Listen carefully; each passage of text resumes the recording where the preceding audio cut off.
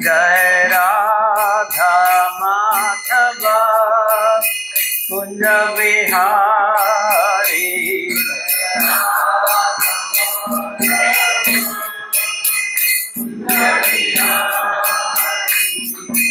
गोपी जन वल्लभ गिरिवरधारी।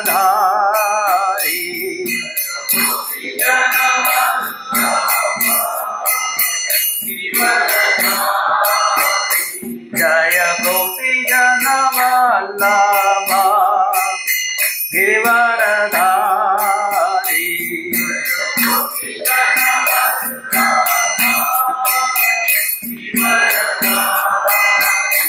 जय यशोदानंदन भज जानरंजना।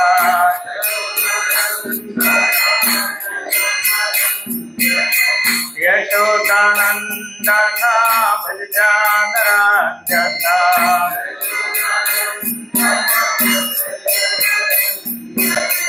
यमुना तीरा वनचारी।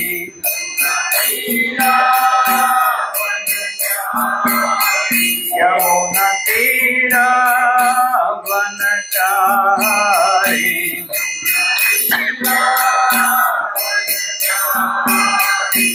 जय राधा माधव कुंज बिहारी।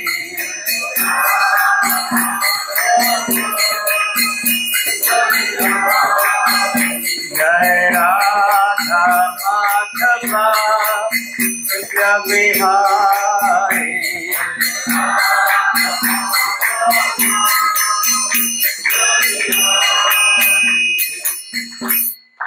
योम विश्वपाद परमहंस गुरुचार्य अष्टोत्तर शतीर्थिवाहिनी ऐसी भक्ति वेदांत स्वामी श्री प्रभुपाद की अनंत कोटि वैष्णव वृंद की नमस्कार हरदास ठाकुर की। All glories to assembled devotees. All glories to assembled devotees. All glories to Sri Guru and Sri Gauranga. Om Namo Bhagavate Vasudevaya.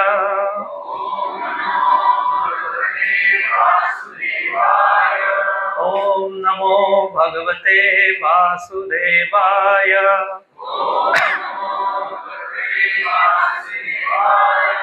Om Namo Bhagavate Vasudevaya.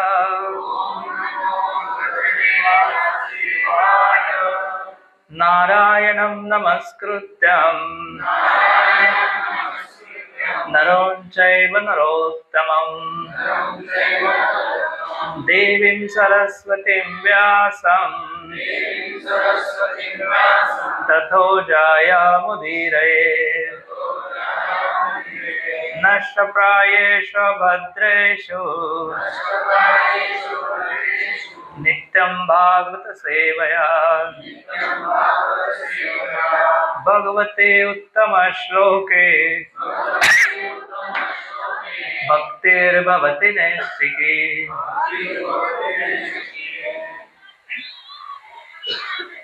Om Ajnanatimirandasya Jnananjana Shalakaya Chakshurunmilitam Yena Tasmai Shri Gurave Namaha.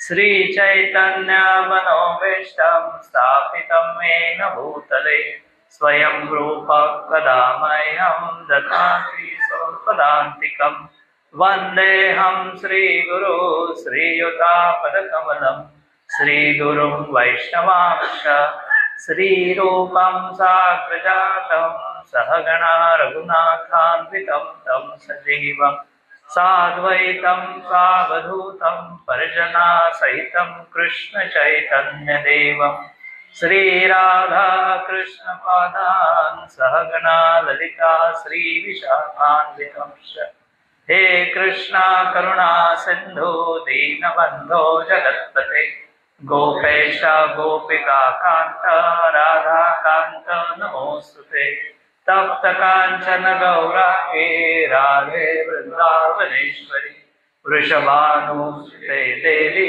Pranamami Hari Priye वाञ्छाकल्पतरुभ्यश्च कृपा सिन्धुभ्यैव च पतितानां पावनेभ्यो वैष्णवेभ्यो नमो नमः। जय श्री कृष्ण चैतन्य प्रभु नित्यानंद श्री अद्वैत गदाधर श्रीवासादि गौर भक्तवृंद। हरे कृष्णा कृष्णा कृष्णा हरे हरे, हरे राम राम राम हरे हरे। हरे कृष्ण।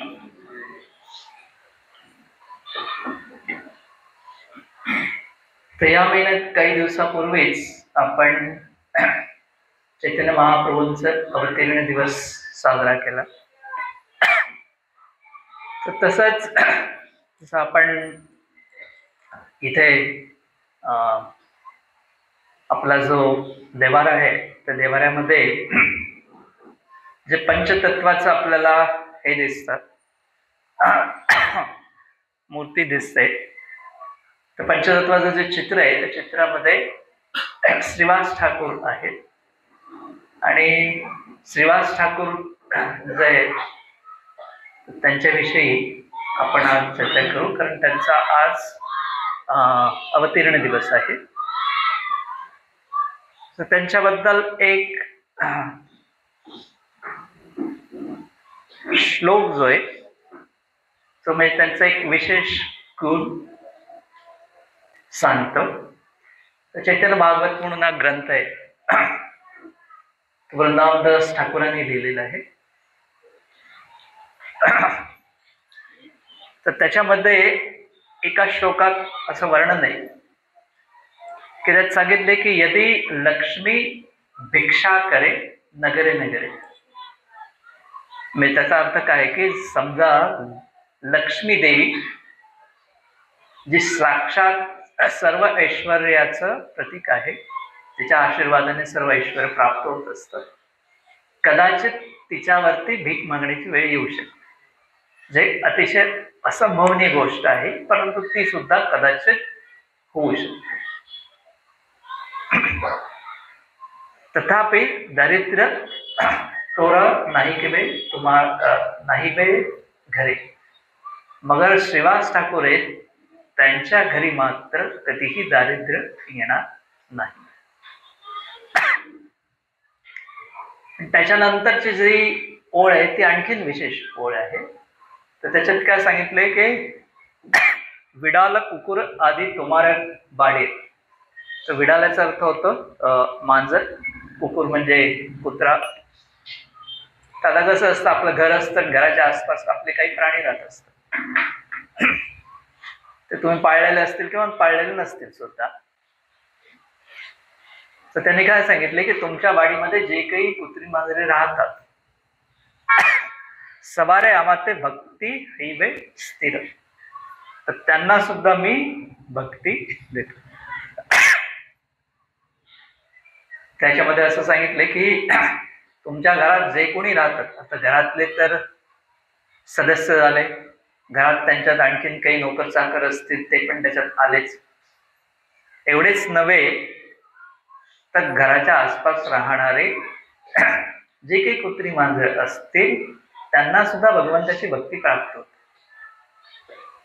म्हणजे काय पाहिजे की आपलं कुठे ना कुठेतरी थोडस भक्तांचे कनेक्शन पाहिजे, पण तेवढे जरी असेल, अर्थात श्रीवास ठाकूर जे आहेत ते महान भक्त आहेत, एक पंचतत्वांपैकी आहेत। तर आता याच्यात असं असतं की हा जो श्लोक बोलण्या अगोदर चैतन्य महाप्रभू आणि श्रीवास ठाकूर यांच्यामध्ये संवाद होतो। तर त्याचं असं असतं की नित्यानंद प्रभू जे आहेत ते जेव्हा नवद्वीपमध्ये येतात त्याच्यानंतर त्यांचं बरंच काळ वास्तव्य हे श्रीवास ठाकूरांच्या घरी असेल। आता नित्यानंद प्रभूंचं चरित्र कळणं थोडं कठीण आहे, कारण बाहेरीदृष्ट्या कधी ते अवधूताप्रमाणे वागतात, म्हणजे आपली जी सामाजिक जी काही चालीरीती असतात किंवा एक वागण्याची पद्धत असते किंवा सभ्यता असते, तर ती कुठलीही ठोकताळे न बाळगतात. जसं अवधूत म्हणजे तो व्यक्ती काही कुठल्या क्षणी काय करेल आणि ते सर्व शिष्टाचाराला संमत असेलच असं नाही. तर असं ते वागत असत. आणि जेव्हा ते शिवाजी ठाकूरांच्या घरी राहत तर एका वात्सल्य भावनेने, म्हणजे शिवाजी ठाकूरांची जी पत्नी मालिनी ती नित्यानंद प्रभूंना त्यांच्या पुत्रासमान मानत असे. आणि कधी कधी नित्यानंद प्रभू जे आहेत ते स्वतःच्या हाताने अर्पण केलेलं नैवेद्य घेत नसत. आणि मग मालिनी देवी जी आहे ती त्यांना भरवत असे. आता ते नित्यानंद प्रभू जे आहेत मालिनी देवीला ते वात्सल्य रूपामध्ये सेवा प्रदान करतात. परंतु असं जे काही घटना होत्या तर त्याच्यामुळे चैतन्य महाप्रभू आहेत ते शिवाजी ठाकूरांना विचारतात की हे अवधूत आहेत. आणि त्याच्यानंतर कसं असतं ते नित्यानंद प्रभू एकचक्रमध्ये राहत होते. एकचक्रानंतर त्यांच्या घरी जो एक संन्यास येतो आणि त्या संन्यासाबरोबर ते सर्व भारतभर भ्रमण करतात, अनेक तीर्थस्थळांमध्ये जातात. असं ते जवळजवळ 20 वर्ष भारत भ्रमण करत मग नवदीपामध्ये येतात. तर त्यामुळे कसं आहे की आता त्यांचं आता ते ह्यांचं हे कुठल्या घराण्यातले आहेत, कुठून आले, काय आले ह्याचं ते थांब पत्ता नव्हतं नवदीपच्या लोकांना. तेव्हा त्यांनी विचारलं ह्याचा वागणं अवधूतासारखं आहे, त्याचबरोबर ह्याचा काही कोणाला इतिहास माहिती नाही, कुठल्या कुळातला आहे, कुठल्या घराण्यातला आहे, काहीच माहिती नाही. आणि तरी सुद्धा तुम्ही जे आहेत ते तुमच्या घरामध्ये त्यांना तसं ठेवून घेतले. तर त्याच्या उत्तरार्थ शिवाजी ठाकूरांची नित्यानंद प्रभूंवरती असलेली असीम श्रद्धा जी आहे, अढळ श्रद्धा आहे, तर ते सांगतात की नित्यानंद प्रभू बाहेरी दृष्ट्या कसेही जरी वागले तरी ते माझे पूजनीय दैवत राहणारच. तर ज्या वेळेला चैतन्य महाप्रभू पाहतात की नित्यानंद प्रभूंबद्दल अढळ निष्ठा आहे आणि प्रेम आहे, आणि नित्यानंद प्रभू त्याचबरोबर त्यांना माहिती आहे की नित्यानंद तत्व काय आहे आणि नित्यानंद तत्व जे आहे आणि त्याचा माझ्याशी काय संबंध आहे. तशा प्रकारे आपल्याला असं असतं की चैतन्य महाप्रभूंची जर कृपा प्राप्त व्हायची असेल तर नित्यानंद प्रभूंची कृपा अत्यंत आवश्यक आहे.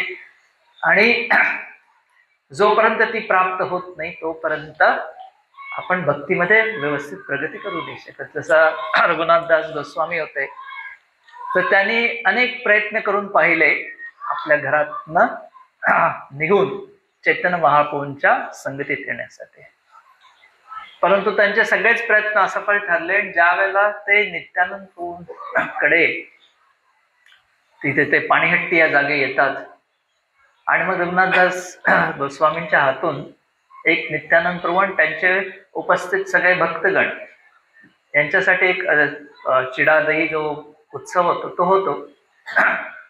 आणि त्यावेळेला प्रथम जेव्हा नित्यानंद प्रभूंची कृपा रघुनाथदास गोस्वामींना प्राप्त होते त्याच्यानंतर आपण पाहतो की त्यांचा जो उद्देश होता की चैतन्य महाप्रभूंच्या सेवेमध्ये पूर्णपणे मग्न होणे तो सफल होऊ शकला.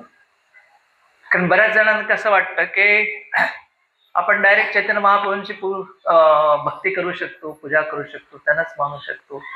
नित्यानंद प्रभू आहेत त्यांचे काही लीला आहेत ह्या अकालनीय वाटतात, म्हणजे समजू शकत नाही आपण ते. परंतु वास्तविक असं आहे की नित्यानंद प्रभू जे आहेत ते आपल्याला चैतन्य महाप्रभूंची भक्ती कशी करायची शिकवतात. आणि काही जण असे होते की जे फक्त नित्यानंद प्रभूंनाच मानत असत, चैतन्य महाप्रभूंना मानत नसत, त्यांना का भक्ती प्राप्त झाली नाही. आणि काही म्हणतात की आम्ही चैतन्य महाप्रभूंनाच मानतो, नित्यानंद प्रभू नाही मानत. तर असं जे आहे म्हणजे कोणी दोघांपैकी एकालाच जर स्वीकार केला आणि दुसऱ्याची अवहेलना केली तर तो व्यक्ती भक्तीमध्ये प्रगतीच करू शकत नाही. आणि ज्या वेळेला चैतन्य महाप्रभू पाहतात की शिवाजी ठाकूरांच्या मनामध्ये नित्यानंद प्रभू प्रती इतके अढळ श्रद्धा आहे, प्रेम आहे, तेव्हा ते म्हणतात की माझे जे नित्यानंद प्रभू आहेत, जे अंतरंग पार्षद आहेत, त्यांच्याबद्दल तू व्यवस्थित ओळख करून घेतलेली आहेस आणि त्याच्यामुळे तू मला अतिशय प्रसन्न केलेस. आणि तू जे काही वर मागशील ते मी द्यायला तयार आहे. आणि त्याच्यानंतर मग त्यांनी हा श्लोक म्हटला की जरी लक्ष्मी आहे, तिला जरी भीक मागण्याची वेळ आली तरी सुद्धा तुझ्या घरावरती कुठल्याही प्रकारचं दारिद्र्य जे ते येणार नाही. कारण बऱ्याचदा असं असतं की आपल्याला जीवनामध्ये ज्या काही आवश्यक गरजा आहेत त्या गरजा पूर्ण करण्यासाठी प्रयत्न करावेच लागतात आणि त्याचा आपला बराच वेळ आणि श्रम जातच असतो. त्याच्यामध्ये यांनी काय सांगितले की जरी तुम्ही त्या अत्यावश्यक गरजा पूर्ण करण्यासाठी काही केलं नाही, म्हणजे घराचे दरवाजे खिडक्या बंद करून नुसतं जरी तुम्ही घरात बसलात तरी सुद्धा तुम्हाला आवश्यक ज्या काही गोष्टी आहेत त्या सर्व गोष्टी मी स्वतः तुम्हाला देईन. त्याच्यामध्ये कसं आहे की लक्ष्मी देवी आहे, तिच्याच कृपेमुळे लोकांना ऐश्वर्य प्राप्त होत असते. आणि त्याच्यामुळे काय आहे की तुम्हाला हे जे ऐश्वर्य आहे हे आपोआप प्राप्त होईल. त्याचबरोबर तुमच्या संकल्पात म्हणजे कळत नकळत जे काय येतील त्या सगळ्यांना सुद्धा भगवंताची प्राप्त होईल. आणि त्याच्यामुळे आपण पाहतो की आपला जो काही वैष्णव इतिहास आहे आणि वैष्णव इतिहासामध्ये काही आचार्यांनी प्रार्थना केली आणि काही घटना आहेत. तर त्याच्यामध्ये हेच महत्वाचं असतं की समजा भगवंताची अशी इच्छा आहे की मला पुनर्जन्म व्हावा, म्हणजे हे एक अतिशय महान आचार्यांची प्रार्थना आहे. हे जे त्या स्तरावरचे जे महान आचार्य आहेत तर त्यांना कधीच त्यांच्या कर्मामुळे पुनर्जन्म घ्यावा लागत नाही. परंतु यदा कदाचित ती स्थिती आली की त्यांना या भौतिक जगात परत यायचं असेलच आणि जर भगवंताची इच्छा असेल तर त्यांनी काय प्रार्थना केली की मला जे त्या भक्तांच्या गृही एखादा म्हणजे इथे त्यांनी सांगितले कुकुर असो किंवा मांजर असो किंवा एखादा कीट जन्म जरी मला मिळाला तरी मी सुखी राहीन, संतुष्ट राहीन. कुलशेखर महाराज जे त्यांच्या पण प्रार्थना अतिशय प्रसिद्ध आहेत. तर ते म्हणाले की जर मला अशी संधी मिळाली की जेणेकरून मी भगवंताच्या भक्तांच्या संघात राहीन तर मला जे ते मुक्तीची कुठल्याही प्रकारे अपेक्षा राहणार नाही. तशा प्रकारे अनेक वैष्णवाचार्यांनी हीच प्रार्थना केली आहे की समजा आम्हाला भविष्यात कुठे जन्म घ्यावा लागलास तर तो भक्ताच्या घरी आसपास, मग तो एखादा क्षुल्लक किड्याचा जरी जन्म असेल तरी आम्ही अत्यानंदाने तो स्वीकार करायला तयार आहोत.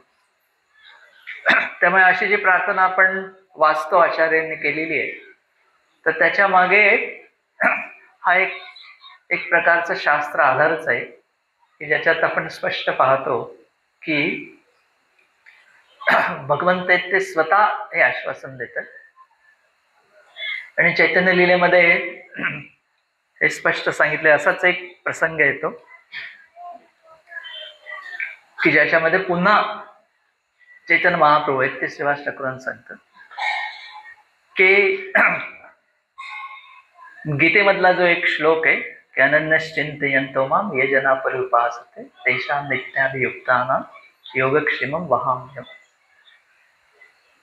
त्याच्यात सांगितलंय की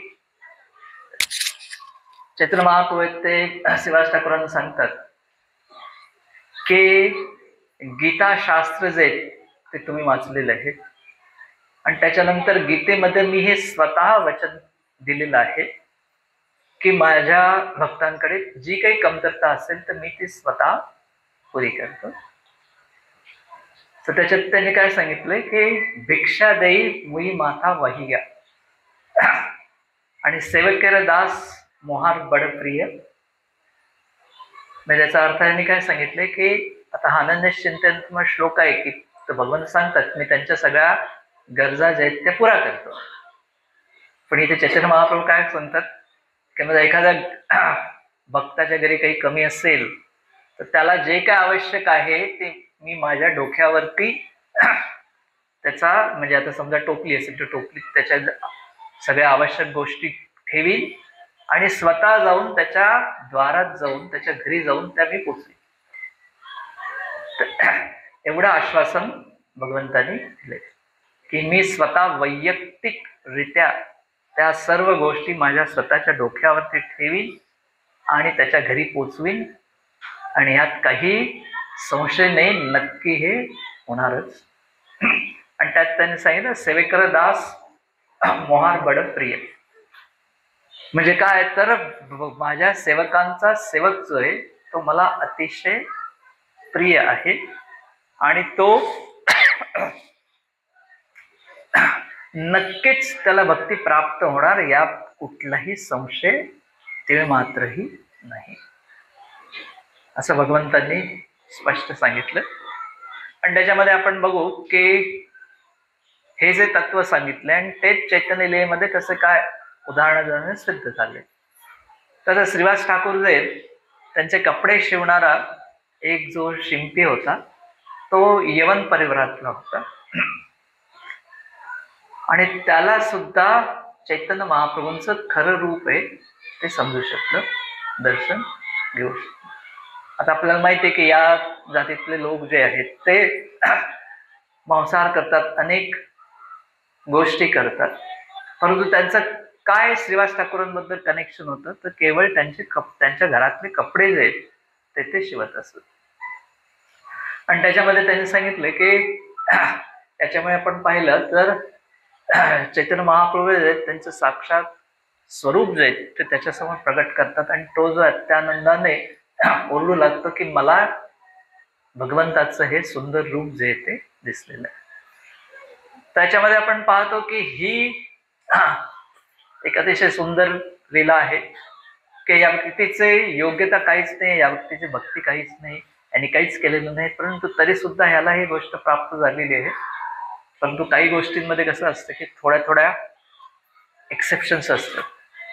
त्याच्यामध्ये काय येतं तर त्या एक्सेप्शन मध्ये काय येतं तर चैतन्य महाप्रभू श्रीवास ठाकूर आहे त्यांची जी सासू आहे तर श्रीवास ठाकूरांच्या घरी काय असायचं की चैतन्य महाप्रभू आहेत, सगळे भक्तगण आहेत आणि हरिनाम संकीर्तन होत असे आणि ते हरिनाम संकीर्तन ते रात्रभर चालत असे. तर चैतन्य महाप्रभू काय करत की दिवसभर जे ते नगरामगरामध्ये फिरत हरिनाम करत, जे कोणी रस्त्यामध्ये लोक असतील त्यांच्या कानावरती चैतन्य महाप्रभूंचं हरिनाम संकीर्तन ऐकायला येत असे. परंतु ज्या वेळेला ते श्रीवास ठाकूरांच्या घरी येत असत तेव्हा मात्र केवळ ठराविक लोकांनाच त्या ठिकाणी प्रवेश मिळत असे, सर्वांना त्या ठिकाणी प्रवेश मिळत नसे. तर हे काही नगर संकीर्तन ज्यात चैतन्य महाप्रभूंचे हरिनाम आहे ते प्रत्येकासाठी उपलब्ध आहे आणि जे त्यांचं अंतरंग भजन आहे त्याच्यात मात्र केवळ ठराविक लोकांनाच प्रवेश होतो. आता आपण पाहतो की चैतन्य महाप्रभू तर महावदन्य आहे, त्यांचं वर्णन असं केलंय की जे आजवर कुणी एवढं कृपा क्षमा प्रेम दिलं नसेल. आता भगवान कृष्ण आहेत तर त्यांचं कसं आहे, त्यांची कृपा प्राप्त व्हायची असेल तर सगळ्यात प्रथम पूर्ण शरणागती पाहिजे, शरणागती झाला तरच तुम्हाला त्यांची कृपा प्राप्त होईल. तर इथे तर तसं काहीच नाहीये. तुमच्याकडे कृपा म्हणजे तुमच्याकडे काही योग्यता असो योग्यता नसो तरी सुद्धा चैतन्य महाप्रभूंची कृपा प्राप्त आहे. परंतु दोन व्यक्तींना त्या ठिकाणी प्रवेश नव्हता मिळाला. एक आहे की चैतन्य महाप्रभूंनी बघितलं की एके दिवशी कीर्तन करत असताना मला जे तो जो कीर्तनातला अत्यानंद आहे तो प्राप्त होत नाहीये. तर त्याच्यामध्ये आता ही श्रीवास ठाकूरांची जी सासू होती तर तिने एक दिवशी तिची इच्छा झाली की आपण हे संकीर्तन पाहावं, पण त्याला माहिती होतं की तिला प्रवेश मिळणार नाही. तर ते घरामध्ये जसे आपले धान्याची कंडी असते ते कंडीमध्ये आतमध्ये जाऊन बसले होते आणि वरतून झाकण ठेवलं. तर त्यामुळे कोणालाच माहिती नव्हतं की ती त्या ठिकाणी लपून बसलेली आहे. तर चैतन्य महाप्रभू लगेच ते ओळखलं की इथे कोणतरी बहिरंग व्यक्ती आहे बहिरंग व्यक्ती म्हणजे काय की आता जे काही भक्त होते ते एका भक्तीच्या एका स्तरावरती होते आणि त्यांच्या हृदयातनं एक शुद्ध असं हरिनाम निघत असे. आता ह्या व्यक्तीला तिथे प्रवेश का नव्हता, तर त्याचं असं असतं की जेव्हा अशा प्रकारचं अंतरंग भजन असतं त्यावेळेला जर एखादा म्हणजे त्या योग्यतेचा व्यक्ती त्या ठिकाणी जाऊन बसला आणि त्याच्यानंतर जर त्यांनी हरिनामामध्ये सहभाग घेतला तर एक जे सामूहिक कीर्तनाचा जो परिणाम आहे तो परिणाम योग्य पद्धतीने होत नाही. आता कसं आहे की हरिनाम घेण्याची योग्यता तर आपल्याला सगळ्यांना माहिती आहे. चित्रोणादपी सुनेचना श्लोक भगवंत त्यांनी स्पष्ट सांगितलेलं आहे. जे 8 शिक्षाष्टकम जी प्रार्थना लिहिली आहे त्याच्यातला हा अतिशय महत्वाचा श्लोक आहे. कुठल्या मनस्थितीमध्ये तुम्ही भगवंताचं हरिनाम घेतलं पाहिजे. आणि त्याच्यामध्ये काय आहे की आता भगवंत एक अत्यंत दयाळू आहे. त्यांनी आपलं जे रूप आहे ते सगळ्यांसमोर प्रगट केलं होतं, परंतु श्रीवास ठाकूरांच्या सासूला ते भाग्य लाभलं नाही, कारण तिच्या हृदयामध्ये सरळता नव्हती. आणि तीच जी गोष्ट आहे ती आपण बघतो की एक ब्रह्मचारी होता जो केवळ फळ आणि दुधावरती राहत असे. तर त्याची पण तीव्र इच्छा झाली बघ आपल्याला हे चैतन्य महाप्रभूंचं संकीर्तन पाहण्याची. तर तो श्रीवास ठाकूरांना नम्रतेने विनंती करतो की कृपया मला एकदा तरी हे संकीर्तन पाहण्याची संधी दे. आता त्यांनी हा विचार केला, हा व्यक्ती जे तपस्वी आहे आणि त्याच्यानंतर हा काही असं इंद्रिय तृप्ती वगैरे असं काहीच करत नाही, तर ह्याला आपण कुठेतरी कोपऱ्यात दडून बसायला सांगू. आणि त्यावेळेला चैतन्य महाप्रभू पण तत्काळ ते ओळखतात आणि ते त्या व्यक्तीवरती एवढे रागवतात आणि त्याला असा बोलतात की असं कुठे शास्त्रात सांगितलंय की तुम्ही आपले जे की तपस्या केल्याने भक्ती प्राप्त होते. जरी तुम्ही शरीर तुमचं पूर्ण वाळकोट करून टाकलं, एक वेळी खाल्लं किंवा काहीच नुसतंच फलाहार केलात किंवा काही लोक नुसतंच पाणी पितात, असं कितीही तपस्या केली तरी ते भक्तीचं कारण ठरू शकत नाही. भक्तीचं कारण ठरण्यासाठी सगळ्यात महत्वाची एक गुरु वैष्णव यांची कृपा अत्यंत आवश्यक आहे किंवा भगवंताची कृपा आवश्यक आहे. तर भगवंताची कृपा या दोघांच्या वरती अवलंबून असते. गुरु आणि वैष्णव यांची कृपा असेल तर भगवंताची कृपा प्राप्त होते. तर त्यामुळे चैतन्य महाप्रभूंनी स्पष्ट सांगितलं, जर भक्ती असेल तरच त्या व्यक्तीला या ठिकाणी प्रवेश मिळू शकतो. केवळ त्याचं वागणं जे ते वैराग्यासारखे असलं तरी ते पुरेसं नाही. परंतु काय असतं की त्यावेळेला काही का होईना या जो ब्रह्मचारी होता त्याने मनामध्ये एक कृतज्ञतेचा भाव ठेवला की मला थोडा वेळ का होईना हे भगवंताचं नृत्य पाहायला मिळालं, थोडा वेळ का होईना या हरिनाम संकीर्तनात भाग घेण्याचा मला लाभ प्राप्त झाला. आता जरी मला इथून जायला सांगितले तरी जे काही क्षण मी अनुभवले ते क्षण आता आयुष्यभर मला त्याचं स्मरण राहील आणि कदाचित भविष्यामध्ये मला ती योग्यता प्राप्त होऊ शकेल. जेव्हा तो अशा नम्रतेने बाहेर निघाला तेव्हा मग चैतन्य महाप्रभूंनी त्याला तिथे थांबण्यासाठी सांगितलं. तर हे अतिशय महत्वाचं आहे, हे आपण पाहायला पाहिजे. त्याच्यामध्ये कसं असतं की आता श्रीवास ठाकूर आहेत तर त्यांचे जे 4 बंधू आहेत, एक श्रीराम, श्रीपती आणि श्रीनदी, हे वास्तविक सगळ्यात प्रथम जो आज बांगलादेश आहे तर बांगलादेशमध्ये श्रीहट्ट म्हणून स्थान आहे. तर त्या स्थानी जगन्नाथ मिश्रा पण राहत होते, हे श्रीवास ठाकूर पण राहत होते. पण तिथून ते नवदीपामध्ये गंगेच्या किनारी एक राहावं, तर गंगेच्या किनारी निवास करण्यासाठी तर श्रीहट्ट प्राण सोडून ते नवदीपात येतं आणि त्यांचं घर पण जगन्नाथ मिश्राच्या अगदी जवळच असतं. आणि लहानपणापासून जे हे सर्वजण जे आहेत ते नेहमी हरिनाम करत असत. तर 4 भाऊ आणि त्यांच्या परिवारातले सगळे सदस्य जे आहेत ते एकत्र येऊन हरिनाम करत असत.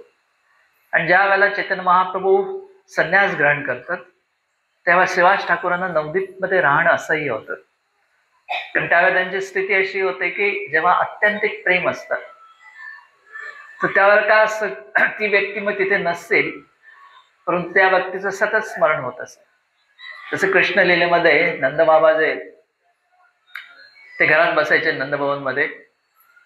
आता नंदभवन मध्ये बसल्यानंतर त्यांना आठवण यायची की ही श्रीकृष्णाची, माझ्या मुलाची जी ही त्याची बासरी आहे, ही त्याचं मोरपंच आहे, हा त्याचे कपडे आहेत, त्यानंतर हे त्याचे विविध अलंकार आहेत. लगेच त्यांना स्मरण व्हायचं. मग त्यांनी काय केलं, ते आपल्या घरात निघाले आणि आता नंदभवनच्या समोर काही पावन सरोवर आहे, पावन सरोवराच्या घाटावरती आले.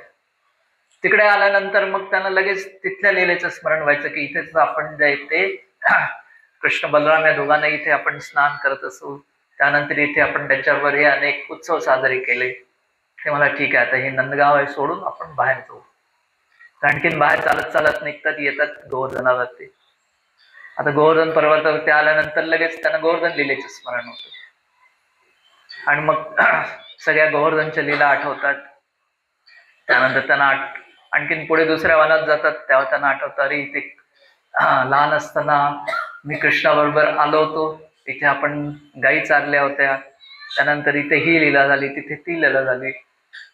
तर ब्रजभूमीमध्ये जिथे जिथे नंद महाराज फिरायला जायचे तिथे त्यांना आपल्या श्रीकृष्णाचं स्मरण व्हायचं. शेवटी कंटाळून ते परत आपल्या घरी येतात. जगच कुठे जागाच नव्हती की जिथे श्रीकृष्णांची त्यांच्या समेत लीला झाली नव्हती. तर त्यावेळेला ते एक विरह भावनेमुळे त्यांना वृंदावनात राहणं असंही होत असेल. तर तसेच श्रीवास ठाकूरांची पण अवस्था झाली होती की आता चैतन्य महाप्रभू नाहीत आणि त्यांनी संन्यास घेतले, म्हणून ते काय करतात की नवदीप सोडून देतात आणि कुमारहट्ट म्हणून जी जागा आहे की ज्या ठिकाणी चैतन्य महाप्रभूंचे गुरु आहेत ईश्वरपूर, त्यांचं जन्मस्थान असतं.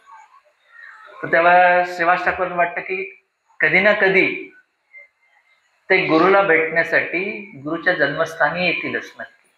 आता व्यक्तीने संन्यास घेतला तर संन्यास घेतल्यानंतर तो व्यक्ती कुठे निघून जाईल, त्याची आपली भविष्यात भेट होईल की नाही हे सांगताच येत नाही. त्यामुळे श्रीवास ठाकूरांनी असा विचार केला की आज जर आपण नवदीपात राहिलो तर नवदीपात तर आता चैतन्य महाप्रभू कधीच परत येणार नाही, परंतु त्यांच्या गुरुंना भेटण्यासाठी कदाचित त्यांच्या जन्मस्थानी कधी ना कधीतरी त्या ठिकाणी येतील, तर आपण तिथे राहावं. तर आजही तुम्ही गेलात तर तिथे श्रीवास ठाकूरांचे वंशज तिथे आढळते. त्यांच्याकडे पूर्ण ती वंशावळ आहे, त्याच्यात सगळ्यांची श्रीवास ठाकूर त्यांच्या भावांची नाव आहेत आणि मग पूर्ण अशी वंशावळ तिथे आहे. तर ह्याच्यामध्ये आपण पाहतो की श्रीवास ठाकूरांचं घरामध्ये अनेक लीला जे आहेत त्या भगवंताच्या घडल्या होत्या. आणि तसं बघितलं तर नवदीपामध्ये जी स्थिती होती चैतन्य महाप्रभूंच्या अवतरणाच्या वेळी, तर त्यावेळेला काय होतं की नवदीप अतिशय समृद्ध होतं, विद्येचं माहेरघर होतं, परंतु दुर्दैवाने भक्ती मार्ग मात्र स्पष्ट लोक त्याचं पालन नव्हते करत. आणि त्याच्यामुळे काय असं असायचं की प्रचंड जे ती लोक जे आहेत ती निंदा करत असत, की ज्याच्यामुळे लोकांना असं वाटत होतं की म्हणजे हा भक्तीचा जो मार्ग आहे की ज्याच्यामध्ये आपण हरिनाम करतो आहोत, की भगवंताच्या विग्रहासमोर नृत्य करतो, तर त्यावेळेला म्हणजे 15व्या शतकाच्या दरम्यान जो हिंदू समाज होता तर त्या हिंदू समाजाची अशी स्थिती होती की ते बरेच काही उत्सव वगैरे करायचे, परंतु त्यात भक्तीचा अंश नसायचा.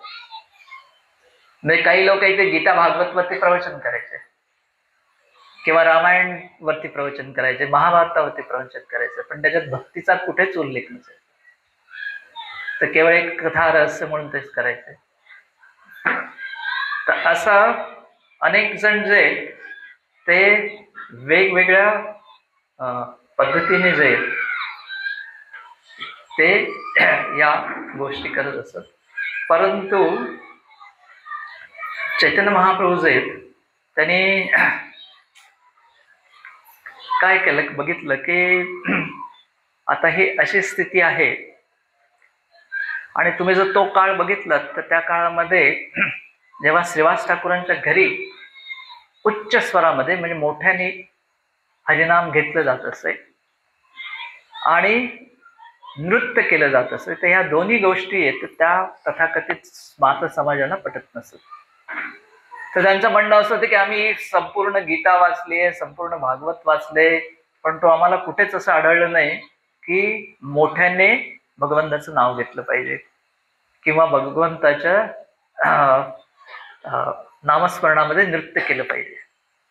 तर त्यांचा ज्ञानाचा मार्ग त्यांना सोपा वाटत असे. ते म्हणत असत की आपण शास्त्र अध्ययन केलं पाहिजे, ध्यान केलं पाहिजे, आणि जर भगवंताचं जर नाव उच्च स्वराने घेतलं तर त्यांचं म्हणणं असं असायचं की, आणि सर्वांनी जर घेतलं तर त्या नामाची जी महंती आहे किंवा जी पोटेन्सी आहे, शक्ती आहे, ती कमी होईल.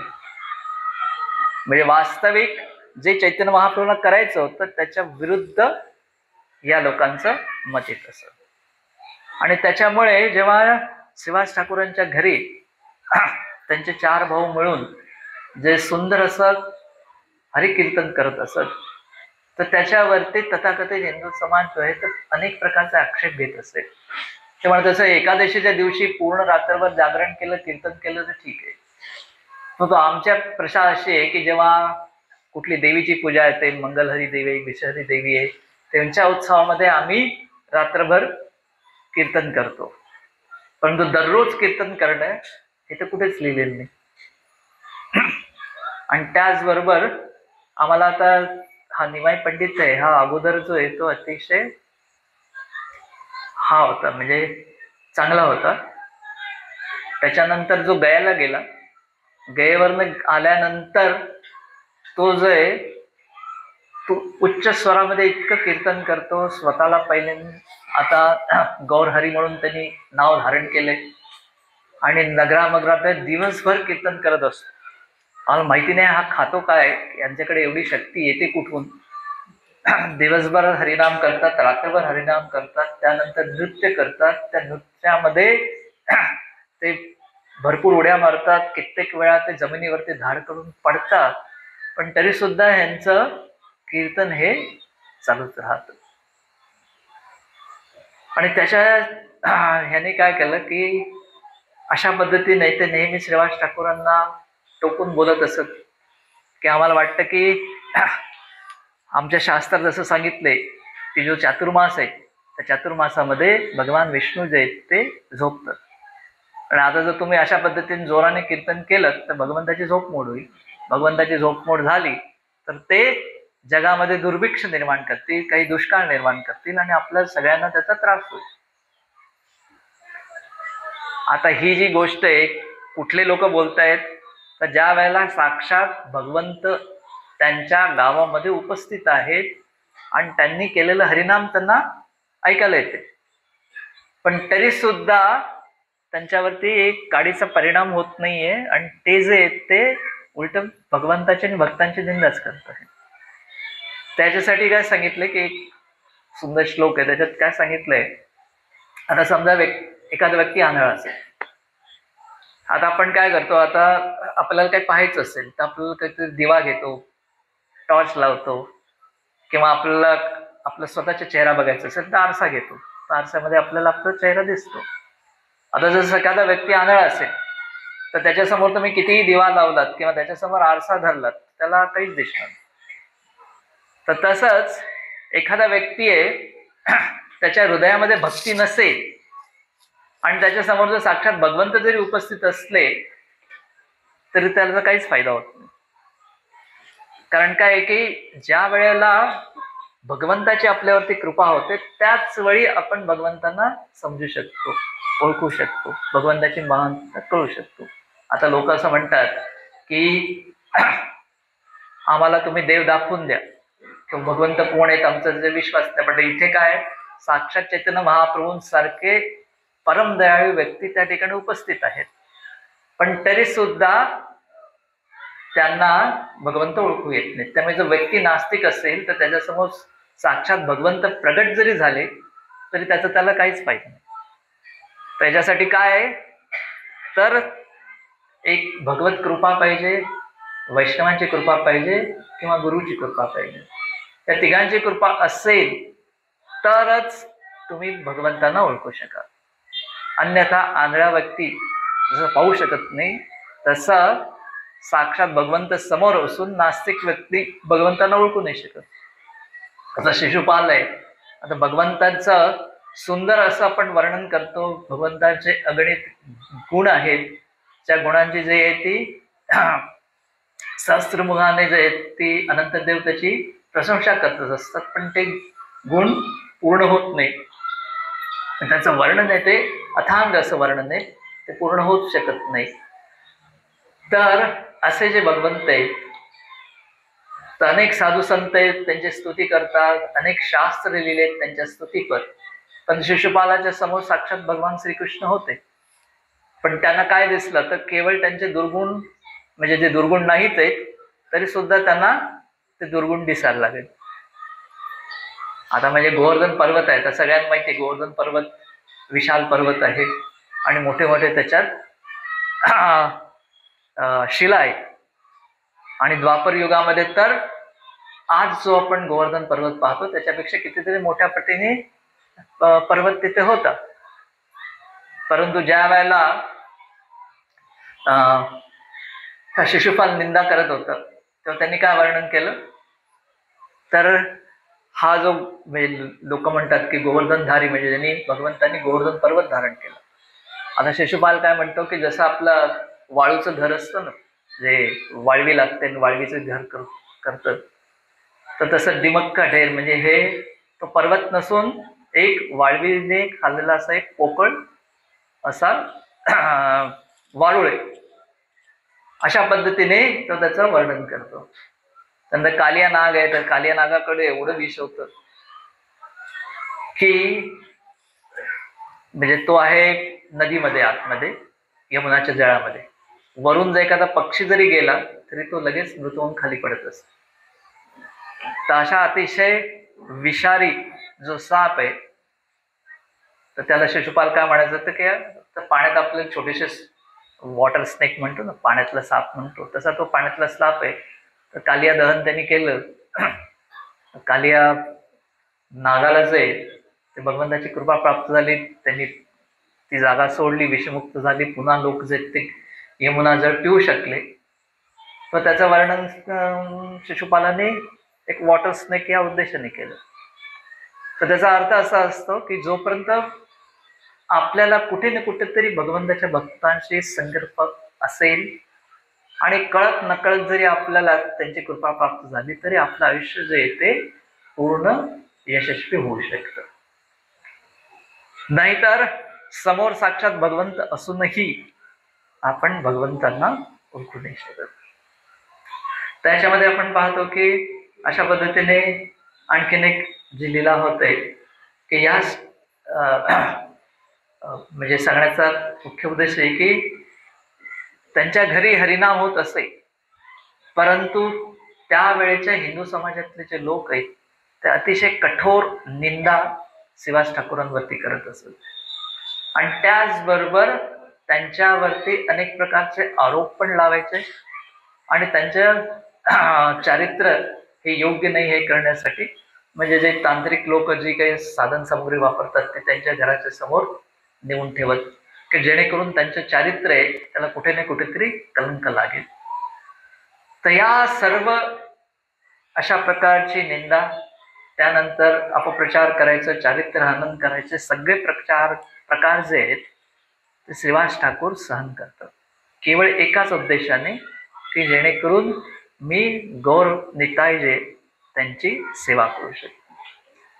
आता जो व्यक्ती अशा प्रकारे सेवानिष्ठ आहे मग त्याच्या जीवनामध्ये कितीही लोकांनी निंदा केली तरी तो केवळ भगवंताची सेवा करण्याच्या उद्देशाने ते सर्व सहन करत असतो.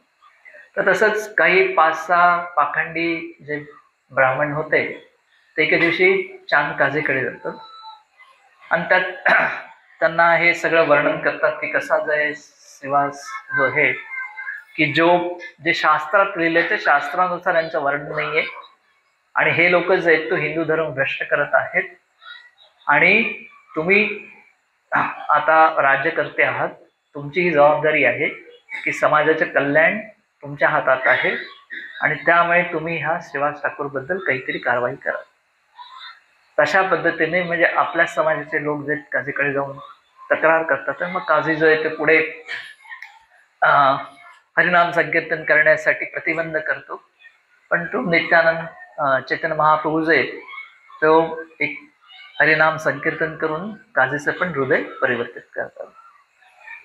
तर अशा प्रकारे आपण पाहतो की श्रीवास ठाकूर जे की ज्यांच्या घरी जे अतिशय सुंदर असं हरिनाम होत असतं, एके दिवशी असा प्रसंग होतो की भगवंत जे त्यांच्या घरी हरिनाम करत असतानाच अचानक श्रीवास ठाकूरांचा पुत्र आहे त्याचा मृत्यू होतो. आता साहजिकच पुत्राचा मृत्यू झाल्यानंतर घरातल्या ज्या स्त्रिया आहेत त्या स्त्रिया शोक करायला सुरुवात करतात. तर त्यावेळेला श्रीवास ठाकूर त्या ठिकाणी येतात आणि ते सांगतात की ते तुम्हाला शोक करण्यासाठी काही कारण नाही.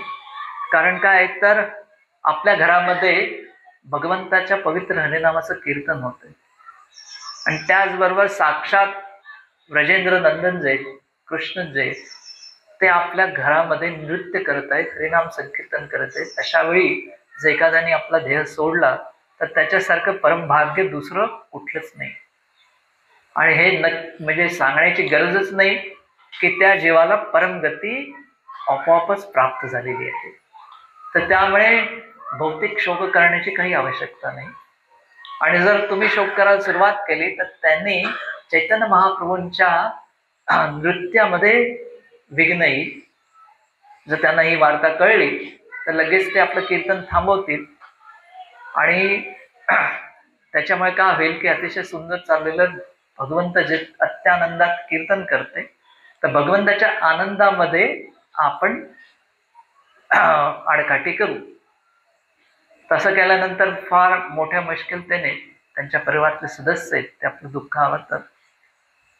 परंतु काही वेळानंतर चैतन्य महाप्रभूंना समजून येतं की मला माझ्या कीर्तनामध्ये नेहमीचा जो आनंद आहे तो आनंद प्राप्त होत नाहीये. मग त्यावेळेला ते चौकशी करतात, तेव्हा श्रीवास ठाकूर आहे ते आपल्या तोंडाने काहीच सांगत नाही, परंतु इतर भक्त आहेत ते सांगतात की श्रीवास ठाकूरांच्या मुलाचं निधन झालंय. तेव्हा चैतन्य महाप्रभू म्हणतात की जर एवढी मोठी दुःखद घटना घडलेली आहे तर तुम्ही मला अगोदर का सांगितलं नाही. तर तेव्हा भक्तांनी सांगितलं की श्रीवास ठाकूरांना आम्हाला मनाई केली होती की तुम्ही काहीही सांगायचं नाही, चैतन्य महाप्रभूंच्या नृत्यामध्ये कीर्तनामध्ये कुठल्याही प्रकारची बाधा आपण टाकू नये. मग त्यावेळेला चैतन्य महाप्रभू एक ते मुलाकडे येतात आणि त्या मुलाला जागृत करून पुनर्जीवित करून एक प्रश्न विचारतात की तू असा अचानकच का सोडून चाललाय. तेव्हा श्रीवास ठाकूरांचा पुत्र म्हणतो की प्रत्येक व्यक्ती जो आहे, मग तो किडा असो किंवा कुठलाही मोठा व्यक्ती असो, प्रत्येकासाठी एक आयुष्य जे आहे ते दिलेलं आहे, आणि तेवढा तो काळ जो आहे व्यतीत करणारच, आणि त्याच्यानंतर मग त्याला पुढल्या प्रवासासाठी जावंच लागणार. आणि मला जो आहे ते एक परम सौभाग्य मिळालं की या घरात राहिल्यामुळे मी हरिनाम संकीर्तन करू शकलो. हरिनाम संकीर्तन जे अद्भुत हरिकीर्तन आहे त्यात भाग घेण्याचं मला परमभाग्य प्राप्त झालं. भगवंताचं नृत्य मी पाहू शकलो, आणि याच्यासारखं अन्य भाग्य कुठलंच नाही, असं म्हणून तो पुन्हा शांत होऊन जातो. तर त्यावेळेला चैतन्य महाप्रभू जे ते अतिशय प्रसन्न होतं, आणि ते एक म्हणतात की मी कसा काय माझ्या अशा भक्तांचा त्याग करेन. मग त्याचा अर्थ असा असतो की भविष्यात चैतन्य महाप्रभू संन्यास घेणार ह्याचं ते एक हिंट या वाक्यामध्ये देतात. कारण त्यावेळेला चैतन्य महाप्रभूंना असं वाटतं की आता पुत्र वियोगाचं जे दुःख आहे ते अतिशय म्हणजे सहन करण्यास अत्यंत कठीण असं मानलं जातं. म्हणजे पित्याच्या हयातीत त्याच्या मुलाचं मृत्यू होणं माता पित्यांसाठी ते अतिशय असहनीय असं दुःख असतं. आणि आपण पाहतो इतिहासामध्ये की दशरथ महाराज आहेत, जरी प्रभू रामचंद्र याच धर्तीवरती होते, परंतु वनवासात गेल्यामुळे आता 14 वर्ष मी माझ्या पुत्राला पाहू शकणार नाही, तर या पितृयोगाने दशरथ महाराज आहेत ते आपलं प्राण त्याग करून टाकतात. त्यामुळे पितृवियोगाचं दुःख हे अतिशय कठीण असतं. आणि श्रीवास ठाकूर आहेत ते दुःख सुद्धा सहन करतात, जेणेकरून माझी जी सेवा आहे चैतन्य महाप्रभूंची ती सेवा अबाधित राहील.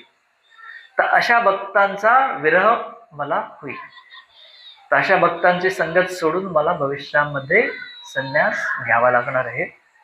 परंतु इतर अनेक लोकांना कृपा देण्यासाठी, त्यानंतर युग अनेक कारणे म्हणजे जे अंतरंग कारण आहेत, बहिरंग कारण आहेत, त्या सर्व कारणासाठी चैतन्य महाप्रभूंना संन्यास ग्रहण करावा लागलं, की ज्याच्यामुळे काही जे भक्त आहेत ते नवदीप लीलेत पण होते, जगन्नाथ पुरीमध्ये पण होते, आणि काही आहेत ते फक्त नवदीपाचच होते.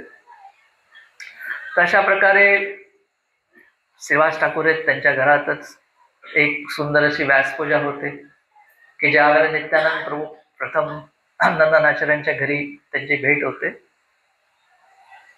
आणि चैतन्य महाप्रभूंची ओळख करून देतात की हे जे ते साक्षात बलरामच आहेत आणि आता नित्यानंद प्रभूंच्या रूपामध्ये प्रकट झालेले आहेत. आणि आपण आता पौर्णिमाचा दिवस उद्या आहे, पौर्णिमाच्या दिवशी आपण व्यासपूजा हा समारंभ केलाच पाहिजे. आणि मग त्याच्यासाठी श्रीवास ठाकूरांचं घर आहे तेच निवडलं जातं. श्रीवास ठाकूरांवरती ही जबाबदारी दिली जाते की व्यासपूजेसाठी आवश्यक ज्या काही त्या सर्व गोष्टी एकत्र करणं, त्यानंतर व्यासपूजेची पूजा पद्धती आहे त्या पद्धतीनुसार सर्व गोष्टी घडवून आणणं. तर त्यावेळी चैतन्य महाप्रभूंना काय अपेक्षित होतं की नित्यानंद प्रभू जे गुरुतत्व आहे त्या गुरुतत्वाची महती लोकांना समजावी आणि लोकांनी गुरुतत्वाची सेवा करावी, जेणेकरून ते माझी प्राप्ती करू शकतील. तर अशा पद्धतीने ती जी व्यासपूजा आहे ती श्रीवास ठाकूरांच्या घरी होते. तशा अनेक सुंदर अशा लीला आहेत या श्रीवास ठाकूरांच्या घरी नवदीप मध्ये झालेल्या आहेत, की जसे आपण वृंदावनामध्ये जातो आणि वृंदावनामध्ये अनेक रासस्थली आहेत की ज्या ठिकाणी राधाकृष्णांची नित्य अशी रासलीला चालू असते. तर जसं नवदीप मध्ये श्रीवास ठाकूरांचं घर हे रासस्थळी समान मानलं जातं, की ज्या ठिकाणी चैतन्य महाप्रभू जे ते भावविभोर होऊन कृष्ण प्रेमामध्ये मग्न होऊन नृत्य करत असत.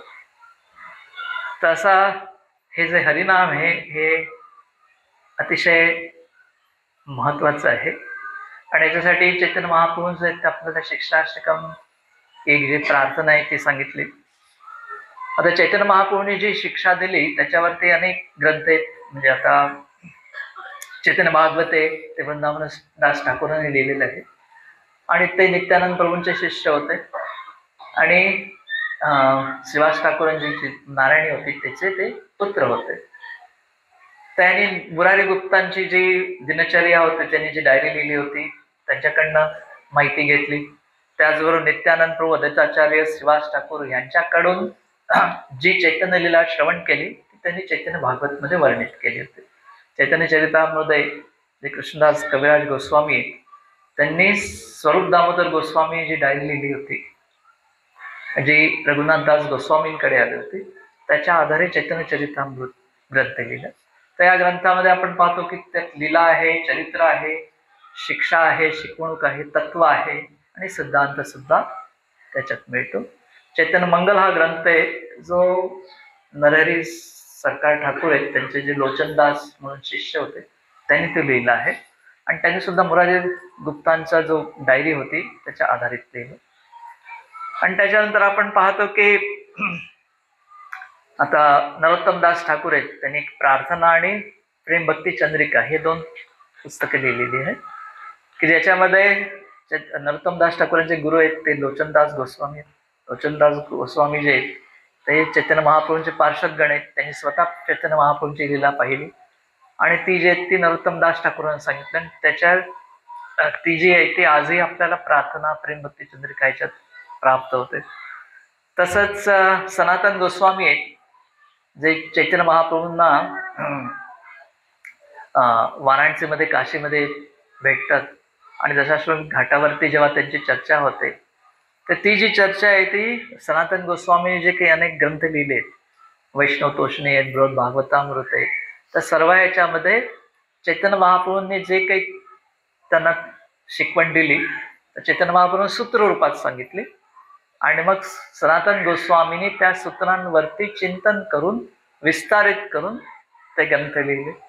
तसंच रूप गोस्वामी आहेत, त्यांनी जी प्रयागमध्ये दशाश्वमेध घाटात जेव्हा त्यांचा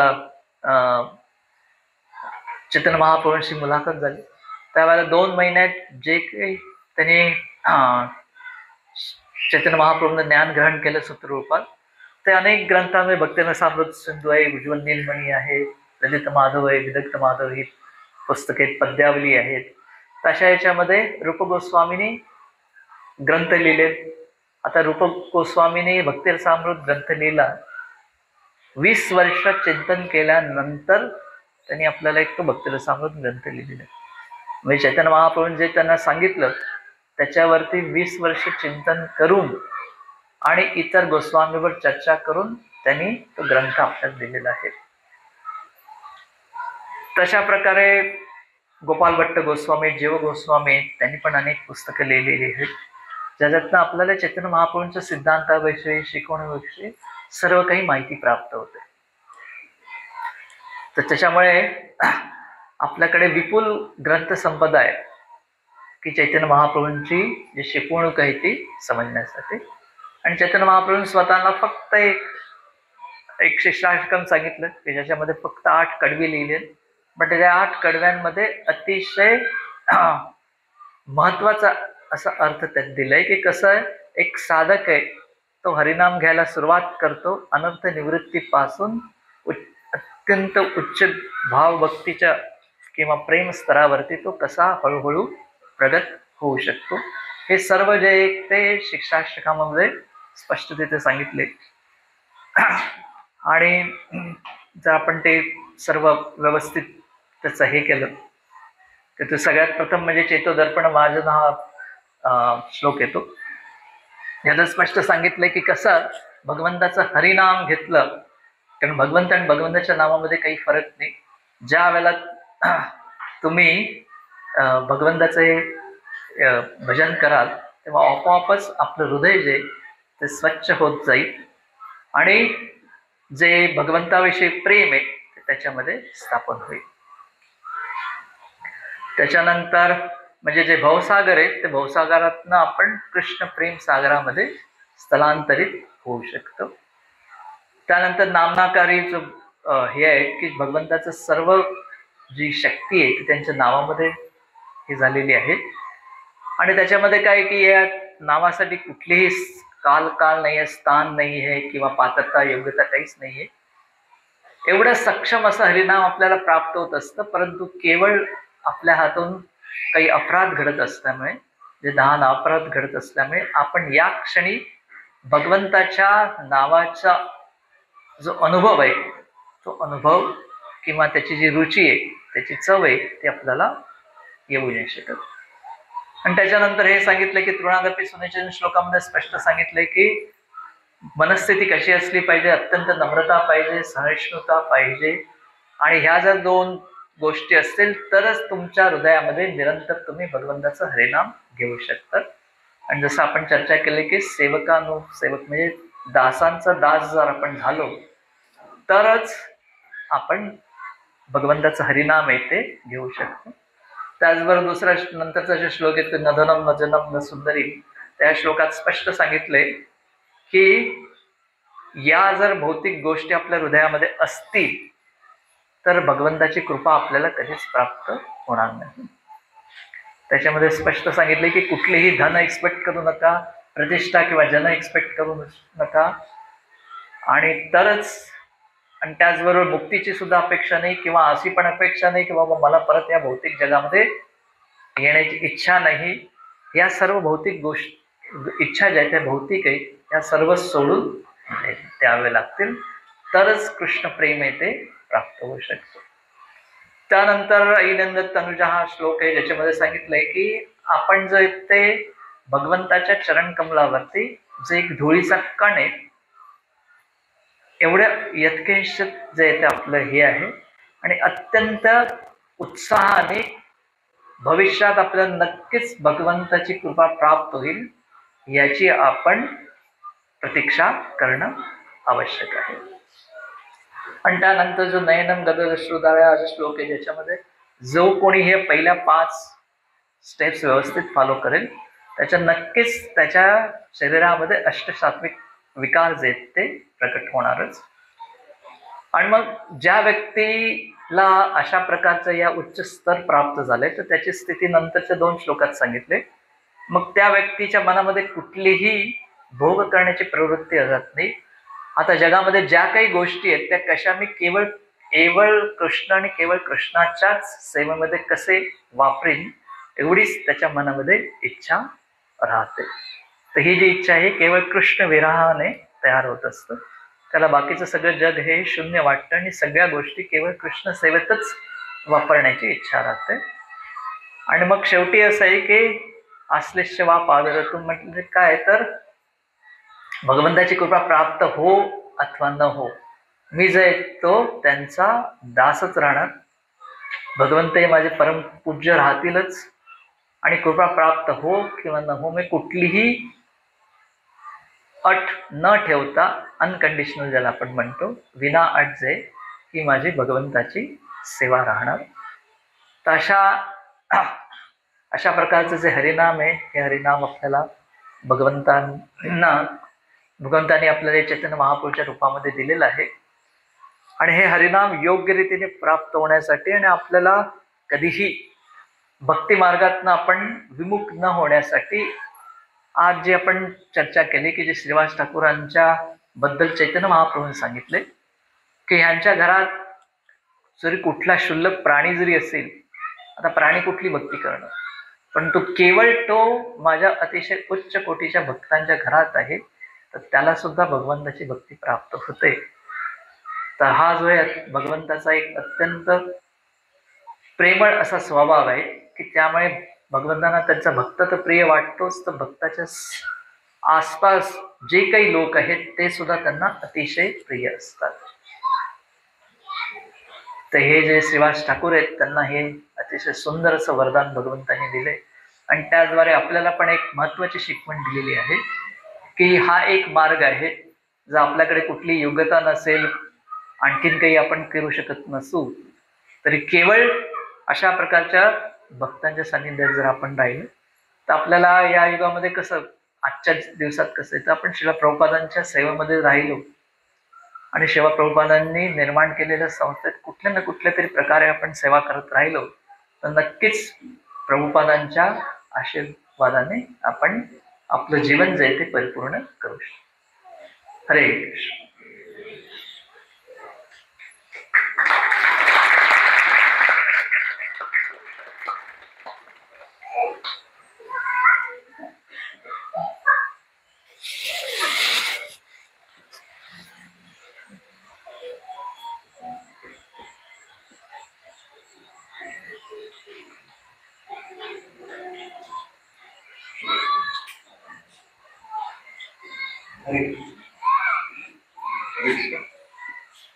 खरं तर आपलं परम भाग्य आहे की शरद कुमार बारामतीला आले.